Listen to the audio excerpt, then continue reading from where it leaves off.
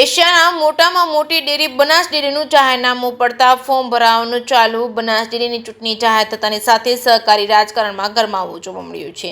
મામલતદાર કચેરી શિહોરી ખાતે એપીએમસી થરાના પૂર્વ ચેરમેન અણદાભાઈ પટેલને તેમના સમર્થકો સાથે બનાસકાંઠા ડેરીના ડિરેક્ટર પદ માટે ફોર્મ ભર્યું છે.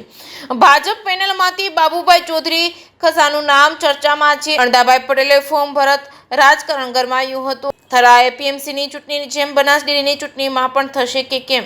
કાંકરેજમાં ફરી ભાજપ સામે જ ભાજપ ટકરારે છે કે બિન હરીફ થશે તે હવે ચર્ચાઓએ જોર પકડ્યું છે.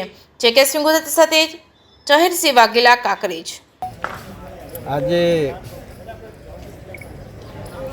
કાંકરેજ તાલુકાના શિહોરી ખાતે બનાસ ડેરીના ડિરેક્ટર તરીકેનું ફોર્મ ભારતીય જનતા પાર્ટીના કાર્યકર્તા તરીકે અને ભારતીય જનતા પાર્ટીના અનુશાસનમાં રહીને ચૂંટણી લડવા માટે ફોર્મ ભરવામાં મેં આવ્યું છે. મારું નામ અણદાભાઈ રામાભાઈ પટેલ. વર્ષોથી ભારતીય જનતા પાર્ટીનું કામ કરું છું અને ભારતીય જનતા પાર્ટીનું કામ કરતો રહીશ.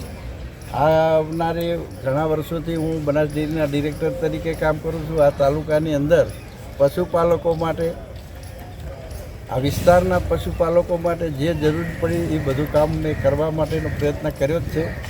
જ્યારે બનાસકાંઠા ડેરીનો વિભાગ જિલ્લામાં એક જ બનાસકાંઠાની અંદર પાલનપુરમાં હતી ડેરી, એ વખતે પણ અમે રજૂઆત કરી કે અમારા પશ્ચિમ વિસ્તારની અંદર એક આવું સંકુલ બને બનાસ ડેરીનું, અને એના લીધે અહીંના લોકોને રોજગારીની તકો ઊભી થાય.